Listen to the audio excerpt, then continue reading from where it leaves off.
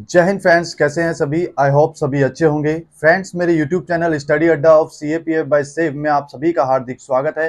तो दोस्तों, government job से रिलेटेड कोई भी न्यू अपडेट लेते रहने के लिए मेरे चैनल को सब्सक्राइब करें, लाइक करें, शेयर करें, कमेंट करें और बेल आइकन का बटन दबाना ना भूलें। तो दोस्तों, आज की इस वीडियो में मैं बताने वाला हूं जो CISF HCM हेड कांस्टेबल जो मिनिस्ट्रियल था उसका जो एग्जाम हुआ है 23 जुलाई को, उसकी जो सेकंड शिफ्ट में किस टाइप के मैथ के क्वेश्चन आए हैं उसके बारे में बताना चाहता हूं और उसका पूरा सॉल्यूशन मैं आपको बिल्कुल सटीक तरीके से देना चाहता हूं। ठीक है दोस्तों, इसका पूरा सॉल्यूशन जो आपको समझ में भी आए, पूरा सॉल्यूशन उसका देना चाहता हूं। तो वीडियो को लास्ट तक देखें और जो भी अगर क्वेरी है तो कमेंट में आप कर सकते हैं क्वेरी। तो यहां से मैं क्वेश्चन चालू करता हूं। इसमें फर्स्ट क्वेश्चन है, राम, जो आपको स्क्रीन पर भी दिख जाएगा, राम श्याम से 5 गुना बड़ा है, वह उससे 20 वर्ष बड़ा भी है, तो राम और श्याम की वर्तमान आयु क्रमशः क्या है। ठीक है, यहाँ कह रहा है राम श्याम से 5 गुना, श्याम श्याम की हमने लेट कर ली x, तो राम की होगी दोस्तों 5x, क्योंकि वो 5 गुना बड़ा है। अब कह रहा है वह उससे 20 वर्ष अधिक है, मतलब ये 20 वर्ष अधिक है इससे। ठीक है, तो मतलब डिफरेंस आ गया उसका। ठीक है, ये उससे 20 वर्ष अधिक है, तो 4x equal to 20, x equal to 20 upon में 4, ये हो गया 5। तो x की वैल्यू दोस्तों कितनी आ गई, 5। तो यहाँ पे 5 रहेगा और यहाँ पे 25। तो आपका जो पहला ऑप्शन है इसमें ए 25 वर्ष और 5 वर्ष, ठीक है, ये वाला क्वेश्चन है, ऑप्शन सही हो जाएगा आपका। ठीक है, 26 नंबर क्वेश्चन का। उसके बाद अगला क्वेश्चन दोस्तों करते हैं। सेकंड जो क्वेश्चन है इसमें क्या बोल रहा है, एक पाइथागोरियन त्रिक जिसकी सबसे छोटी संख्या 5 है उसको बताएं। तो देखिए दोस्तों, यहाँ पर ऑप्शन आपको दिए हुए हैं। तो फर्स्ट ऑप्शन में 5 11 15, 5 14 19 और 5 9 12, 5 12 13। ठीक है, अब जो ये डी दे रखा है आपको 5 12 13, 5 12 13। ठीक है, तो ये हाइपोटेनियस होता है, नहीं, ये परपेंडिकुलर होता है, ये बेस होता है, ये हाइपोटेनियस होता है। ठीक है, तो ये परपेंडिकुलर 5 हो गया, ये आपका बेस हो गया 12 और ये हाइपोटेनियस होगा, मतलब इस हिसाब से ट्रिक चलता है। और इसका अगर फॉर्मूला के बेस पे अगर देखा जाए तो हाइपोटेनियस का square equal to p square plus में बी स्क्वायर होता है। तो हाइपोटेनियस मतलब कुछ नहीं करना है, बस आपको लास्ट को देखना है। 169 हो गया, 13 का मतलब स्क्वायर। ठीक है, 13 का स्क्वायर हो गया, ये 5 का स्क्वायर हो गया, ये 12 का स्क्वायर हो गया। 169 अगर ये दोनों इक्वल आ रहे हैं, ठीक है, देखो दोनों इक्वल आ रहे हैं, तो ये दोनों ये क्वेश्चन मतलब आपका डी ऑप्शन आपका सही है। अब उसी हिसाब से ए ऑप्शन को आप देखोगे, 5 11 और 15, 15 का अगर आप स्क्वायर करोगे 225 हो गया, 55 25 इसका हो गया। ठीक है, और 11 का हो गया 121, तो दोनों इक्विवेलेंट नहीं आ रहे हैं। ठीक है, तो इसका ऑप्शन जो है डी राइट है। ठीक है दोस्तों, अगला क्वेश्चन लाते हैं सर। अगला क्वेश्चन है आपका 28 में दे रखा है 36 metre into 18 centimetre into 12 centimetre आयाम वाले एक धात्विक ठोस घनाभ को पिघलाया जाता है और 6 सेंटीमीटर भुजा वाले धन के रूप में पुनर्गठित किया जाता है। इस प्रकार बने घनों की संख्या ज्ञात कीजिए। देखिए दोस्तों, इसमें थोड़ा सा मिस्टेक है, 36 मीटर नहीं लिखना चाहिए, 36 सेंटीमीटर होना चाहिए था। ठीक है, सबसे पहली तो बात ये क्वेश्चन में थोड़ी सी गलती है, पर ठीक है, सेंटीमीटर हम इसको मान लेते हैं। 36 सेंटीमीटर, 18 सेंटीमीटर और 12 सेंटीमीटर। ठीक है, अपॉन में ये हो गया कितना, 6 सेंटीमीटर भुजा वाले घन, तो 6 सेंटीमीटर वाले इस हो जाएगा, क्योंकि लंबाई चौड़ाई और ये ऊंचाई, तो इससे ये 6 टाइम, इससे ये 6 और इससे 3, तो आपका जो 36 घन आपके इसमें बनेंगे। ठीक है, तो आपका जो ऑप्शन है वो डी ऑप्शन आपका राइट रहेगा। ठीक है दोस्तों, डी ऑप्शन आपका राइट रहेगा। उसके बाद दोस्तों अगला क्वेश्चन आता है 29। ठीक है, 29 में कह रहा है एक दुकान पर जूतों की जोड़ी की लागत ₹650 थी और बिक्री कर 5% लगाया गया था। ठीक है, मतलब 650 रुपए का वो दिया जा रहा था, उसमें 5% एक्स्ट्रा बिक्री कर लगाया जा रहा था। तो 650 का कितना, 105%। ठीक है दोस्तों, डायरेक्ट 105, क्योंकि 5% बढ़ा दिया है, 100% लेवल तो उसका था ही 650 का, 5% उसमें बढ़ा दिया गया। 10 से 105 टू द 10 ये हो गया। उसके बाद यहाँ पे हमने मल्टीप्लाई करके देखते हैं, ये हो गया, यहाँ पे मल्टीप्लाई करते हैं 65, ये हो गया 6, आपका आ गया 1365 अपॉन में 2, तो 2 से डिवाइड कर देंगे। ठीक है, तो ये आपका आंसर रहने वाला। तो इसमें ऑप्शन देखिए, ऑप्शन में है आपका बी। ठीक है, इसका जो ऑप्शन है बी, बी राइट है। ठीक है दोस्तों, उसके बाद अगला क्वेश्चन है 30। 30 थोड़ा दोस्तों दिख नहीं रहा है उस हिसाब से, बाकी नॉर्मल क्वेश्चन होगा, कोई ज्यादा वो हार्ड लेवल नहीं है। 31वां जो क्वेश्चन है, 31वां क्वेश्चन देख लेते हैं। निम्नलिखित में से कौन सी संख्या 3 से विभाज्य है? तो इसका नॉर्मल सा फंडा है, जैसे ए वाला ऑप्शन है 78 65 001, जो भी 3 से विभाज्य होगी उसमें पहले क्या है, इन वर्ड्स को जोड़ लेते हैं। 8 7 15, 6 21 और 5 26 और 1 27, 27 होगा। अगर ये 3 से डिवाइड हो जाती है तो ये 3 से डिवाइड है। ठीक है दोस्तों, इस हिसाब से इसका ट्रिक है। ठीक है, 3 का, 4 का, 5 का, 6 का, ये सब का ऐसा ही वो है।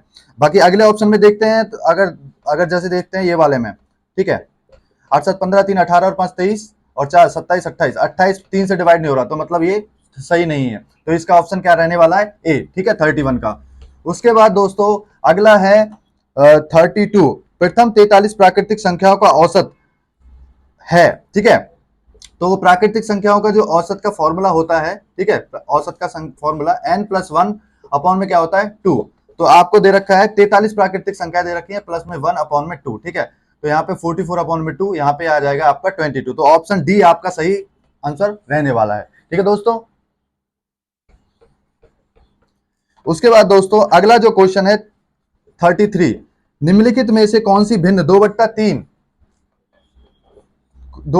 से छोटी नहीं है? ठीक है, 2/3 से छोटी नहीं कह रहा है। ऑप्शन में दे रखा है जैसे ए 7/12 है, और जैसे बी भी दे रखा है 11/18, और सी भी दे रखा है 9/15, और डी भी दे रखा है 17/24। ठीक है, तो छोटी नहीं है। एक बार हम क्या है इक्विवेलेंट करके देख लेते हैं इनको।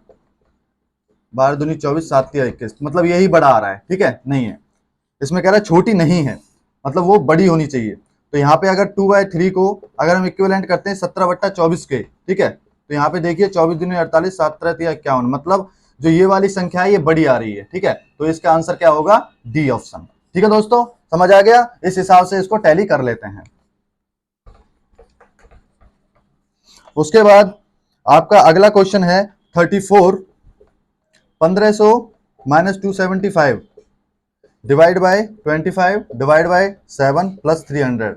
इसको सॉल्व करें। पहले क्या है, ब्रैकेट्स, जो भी बोर्ड मास का फॉर्मूला होता है, पहले ब्रैकेट्स को सॉल्व किया जाता है। तो 1275 ये हो गया, 25 डिवाइड बाय ये हो गया, ये हो गया। उसका 25 से इसको डिवाइड किया जाता है, 49 बच गया। उसके बाद 300, 7 से इसको डिवाइड किया जाता है तो 300, तो 307 आपका यहाँ पे आ गया। तो ऑप्शन ए आपका यहाँ पर सही रहेगा। ठीक है दोस्तों, उसके बाद अगला क्वेश्चन आपका 35 रहने वाला है। इसमें कह रहा है 6 अंकों वाली सबसे बड़ी पूर्ण संख्या कौन सी है? तो 6 अंकों वाली बड़ी पूर्ण ऐसे ऐसे कर लेंगे। ठीक है, उसके बाद इसमें बड़ी पूर्ण संख्या कौन सी रहने वाली है? तो सीधी सी बात है, इसका हम ये स्क्वायर रूट निकाल लेंगे। स्क्वायर रूट निकालने के बाद आपका जो लास्ट में बचेगा, ठीक है, तो शेष बचेगा इसमें, उसको माइनस कर देंगे। किसमें से? इसमें से माइनस कर देंगे। इसमें से माइनस करने के बाद आपका फर्स्ट ऑप्शन आपका आ जाएगा। ठीक है दोस्तों, फर्स्ट ऑप्शन बहुत ही सिंपल क्वेश्चन है, ये नॉर्मल टाइप का क्वेश्चन है। ठीक है, तो ये आपका ए ऑप्शन आपका आ जाएगा। ठीक है दोस्तों, उसके बाद अगला जो क्वेश्चन है, अगला है 36। 36 में है √2 उसकी पावर x है 256। ठीक है दोस्तों, इस टाइप के क्वेश्चन में क्या होता है, देखो ये जो रूट है यहाँ पे 1/2 के हिसाब से ये इधर की तरफ अगर चला जाता है तो 256 का क्या बन जाएगा? स्क्वायर रूट बन जाएगा, स्क्वायर बन जाएगा। ठीक है, क्या बन जाएगा? इधर की तरफ जाके स्क्वायर बन जाएगा। उसके बाद यहाँ पे इसका देखते हैं, ये 2⁸8 इसका मीनिंग है 256 का। अगर मैं एलसीएम वगैरह निकाल के जैसे ये ऐसे निकालता हूँ ना भाई, ये ऐसे करके इस हिसाब से हम निकालते हैं। थोड़ा डीपली मैं बता रहा हूं आपको। तो 2 4 1 2 3 4 5 6 7 8, तो 2⁸8 इसका हो गया। ठीक है, अब यहाँ पे ये मल्टीप्लाई हो जाएगा, ये हो जाएगा 16। तो x की वैल्यू यहाँ पे अगर बेस सेम है, ठीक है, तो ये वाली वैल्यू भी सेम होंगी। ठीक है, इसके इक्वल होगी, मतलब x इक्वल टू क्या हो जाएगा? 16। तो इसका ऑप्शन क्या आ जाएगा? बी। ठीक है, 36 का आ जाएगा आपका बी। ओके, उसके बाद दोस्तों अगला जो आपका क्वेश्चन है वो देखने वाले हैं 37। 37 में कह रहा है वह सबसे बड़ी संख्या कौन सी है जो 200 और 320 को पूरी तरह विभाजित करती हो? ठीक है, 200 और 300 को पूरी 320 को पूरी तरह विभाजित करती हो, मतलब एक तरह से महत्तम समापवर्तक इसमें पूछा है। बाकी नॉर्मली अगर महत्तम समापवर्तक आपको करना है तो ऐसे कर सकते हो, डिवाइड से इसको 200, उसके बाद हो गया 120, हो गया 200 बच गया, 120 हो गया, उसके बाद 80 बच गया, और ये बच गया 40 और ये हो गया 80, 40 दूनी 80, ठीक है। तो इसका जो रहने वाला है आंसर क्या रहने वाला है 40, तो ऑप्शन डी आपका सही आंसर है, ठीक है दोस्तों। उसके बाद दोस्तों अगला अगला जो क्वेश्चन है वो आपका है 38।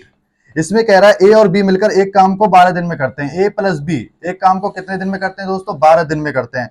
उसके बाद कहता है ए अकेला उस कार्य को 20 दिन में करता है। ए अकेला उसे कितने दिन में करता है? 20 दिन में करता है। फिर कहता है यदि प्रति दिन बी केवल आधा दिन काम करे तो ए और बी मिलकर काम पूरा करने में कितना दिन का समय लेंगे? तो दोस्तों इसका हम एलसीएम निकाल लेते हैं, तो 60 आएगा, 12 पंजे 60 और 20 तिया 60, ठीक है। तो ये आ गया काम का भाग, ठीक है। मतलब जो ए और बी है एक दिन में 5 काम करते हैं और एक काम करता है एक दिन में, एक काम करेगा 3, ठीक है, एक दिन में 3 काम करेगा। अब ए एक दिन में 3 काम कर रहा है, अब यहाँ दोनों ये 5 काम कर रहे हैं, तो यहाँ पे बी का काम आ जाएगा। बी कितना करेगा? 2 काम करेगा एक दिन में, ठीक है। ए 3 करेगा, बी दोनों करेगा, इन दोनों को जोड़ेंगे तो 5 आ जाएगा, ठीक है दोस्तों। अब कह रहा है बी आधा काम, ठीक है, आधा काम जो है क्या करे? आधा दिन काम करे तो ए और बी मिलकर काम पूरा कितने दिन में करेंगे? आधा दिन, आधा दिन में तो भाई एक काम ही हो पाएगा। जब पूरा दिन में 2 काम कर रहा है बी, तो आधा दिन में क्या हो पाएगा? एक काम हो पाएगा। तो एक काम ये और ए, ठीक है, ए और बी दोनों मिलकर ये जो है 3 और 1 कितना? 4 काम हो गए। तो ये टोटल वर्क कितने दिन में पूरा कर पाएंगे? तो 4 एकम 4, 4 पंजे 20, तो 15 दिन में ये पूरा काम कर पाएंगे। तो इसका ऑप्शन आ गया दोस्तों बी, ठीक है। इतना डीपली मैं बता रहा हूं दोस्तों, अगर समझना है तो एक बार कमेंट कर सकते हैं, फिर से भी मैं आपको बता सकता हूं। उसके बाद दोस्तों अगला जो क्वेश्चन है, अगला देखिए, इसमें कह रहा है यदि किसी समांतर चतुर्भुज की सभी भुजाएं बराबर हो तो एक कौन समकोण हो तो उस क्षेत्रफल को क्या कहते हैं? भाई सीधी सी बात है, अगर सभी भुजा बराबर है, बराबर है, अब समकोण भी है, ठीक है, तो क्या सीधी सी बात है, वर्ग होगा वो, ठीक है। ये आ गया आपका 39 भी आपका सॉल्व हो गया। उसके बाद दोस्तों अगला क्वेश्चन है 40 में कह रहा है यदि 16 वस्तुओं का विक्रय मूल्य, मतलब 16 वस्तुओं का विक्रय मूल्य, ठीक है, मतलब सेलिंग प्राइस, और 20 वस्तुओं के कॉस्ट प्राइस के बराबर है, ठीक है, ऐसे कह रहा है, ठीक है। कुछ नहीं करना है दोस्तों, यहां पे क्या है 16, ये सीपी है ना, सीपी के नीचे एसपी ले आओ और यहाँ पे आ जाएगा आपका 20, ठीक है। ये यहाँ आ गया, ये यहाँ आ गया, ठीक है। यहाँ पे अब कॉस्ट प्राइस आ गया आपका 16 और सेलिंग प्राइस कितना आ गया?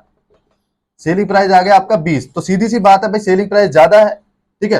तो यहाँ पे सेलिंग प्राइस जो है यहाँ पे इसको माइनस करेंगे तो 4 बट्टा क्या होगा? 16 हो जाएगा, ठीक है। तो मल्टीप्लाई में क्या हो जाएगा? 100, तो 4 से 16, तो इसका क्या हुआ? 25%, ठीक है, 25% का उसका क्या हुआ? लाभ हुआ, ठीक है। तो ऑप्शन ए आपका सही रहने वाला है, ठीक है दोस्तों। उसके बाद दोस्तों क्योंकि 16 में वो खरीदी गई थी, 20 रुपए में वो बेच दी गई, तो सीधी सी बात है भाई उसमें लाभ होना ही होना है। उसके बाद दोस्तों 41 क्वेश्चन है, 41, इसमें कह रहा है कि एक संख्या 50 से 50 का 20% अधिक है, ठीक है, 50 से 50 का 20% अधिक है, तो इससे ये कट जाएगा और यहाँ तो ये कितना आ जाएगा? 50 प्लस 10, तो क्या आ जाएगा? टोटल 60 आंसर आ जाएगा, ठीक है दोस्तों। उसके बाद दोस्तों 41 आपका हो गया। उसके बाद 42 है, 42 में कह रहा है एक्स और वाई मिलकर एक काम को 8 घंटे में पूरा कर सकते हैं। एक्स प्लस वाई एक काम को 8 घंटे में पूरा कर सकते हैं, ठीक है, एक काम का बात हो रही है। उसके बाद एक्स अकेले एक काम को 12 घंटे में कर सकता है, ठीक है। अब इनका एलसीएम निकाल लेंगे तो 24 आ जाएगा, तो 8 तिया 24, 12 दूनी 24, मतलब एक्स प्लस वाई एक काम को एक दिन में 3 काम करते हैं और एक्स एक दिन में 2 काम करता है, ठीक है। अब यहाँ वाई का अगर काम निकालना हो हमें तो हम निकाल लेंगे, 2 को इसमें से माइनस कर देंगे तो एक काम आ जाएगा। एक्स 2 काम करता है एक दिन में और वाई एक काम करता है एक दिन में। तो दोस्तों कह रहा है तो वाई अकेले इसे पूरा कितने दिन में करेगा? तो अकेले, तो टोटल काम कितना है? 24, और वाई अकेले एक से, ठीक है, तो ये 24 बार ही जाएगा, ठीक है। तो 24 इसका आंसर हो गया, ठीक है, ऑप्शन बी ए इसका आंसर हो गया। उसके बाद दोस्तों 43 देख लीजिए, थोड़ा इंपोर्टेंट है क्वेश्चन। ये कह रहा है एक तार को 169 सेंटीमीटर क्षेत्रफल का वर्ग बनाने के लिए मोड़ा जाता है और यदि उसी तार को एक वृत्त बनाने के लिए मोड़ा जाता है तो उसका क्षेत्रफल क्या होगा? देखो सीधी सी बात है 169, ये कह रहा है क्षेत्रफल का एक वर्ग बनाने के लिए मोड़ा जाता है। तो यहाँ जो आपका वर्ग का फॉर्मूला होता है वो ए स्क्वायर होता है, ठीक है, ठीक है। क्षेत्रफल का, वर्ग के क्षेत्रफल का जो फॉर्मूला होता है, ठीक है, वो क्या होता है? ए का स्क्वायर। तो यहाँ पे क्या हुआ? 169 इक्वल टू ए स्क्वायर, ए का जो स्क्वायर है ये यहाँ पे जाके ऐसे रूट में चेंज हो गया, ए इक्वल टू कितना आ गया? 13, ठीक है, कितना आ गया? 13। तो यहाँ पे जो है परिमाप हम देख लेंगे क्योंकि वो कह रहा है कि वृत्त बनाया जाता है, वही वर्ग बनाया जाता है, वर्ग में परिमाप ही तो होगा, वो सारे चारों तरफ की, जैसे ये है वर्ग, ठीक है, ये चारों तरफ की भुजाएं तो जोड़ी जाती हैं और इसका जो भुजा का परिमाप होता है वो इस हिसाब से होता है, तो 4a रहता है। तो 4 मल्टीप्लाई में 13, 13 चौका 52, परिमाप आपका क्या आएगा दोस्तों 52 आ गया। अब कह रहा है कि इस ये 52 जो है परिमाप है, ये क्या है वृत्त के बराबर है, जो ये सर्कल है ठीक है इसके बराबर है। तो 2 पाई आर जो परिमाप होता है सर्कल का वो क्या होता है 2 पाई आर, ठीक है 2 पाई आर इक्वल टू कितना हो जाएगा परिमाप, मतलब परिमाप इक्वल टू 2 पाई आर, और जो परिमाप आया था वो इसके इक्वलेंट है 2 पाई आर। अब देखो 2 और पाई नीचे चले जाएंगे यहाँ पे 26, तो यहाँ पे r equal to 26 upon pi आ गया, ठीक है r की वैल्यू आ गई। अब क्या कह रहा है दोस्तों, ये कह रहा है तो इसका क्षेत्रफल क्या होगा, अब क्षेत्रफल पूछा है तो भाई वर्ग जो वर्ग का क्षेत्रफल, ये इसका सर्कल का जो क्षेत्रफल होता है, वृत्त का जो क्षेत्रफल होता है दोस्तों वो रहता है आपका पाई आर स्क्वायर, ठीक है। तो 22 ये पाई आर का स्क्वायर मतलब 26 वट्टा पाई लिख देंगे और 26 वट्टा पाई लिख देंगे, ठीक है। पाई से पाई कैंसिल हो जाएगा, उसके बाद 26 मल्टीप्लाई 26 यहाँ नीचे आ जाएगा 22, ठीक है, और ऊपर चला जाएगा 7, तो 11 से ये 11 टाइम जाएगा, ये 2 जाएगा, ये 13 टाइम जाएगा 2 से, ठीक है। तो इसको मल्टीप्लीकेशन हम कर लेते हैं 26 का 7 से, ठीक है, उसके बाद 13 का,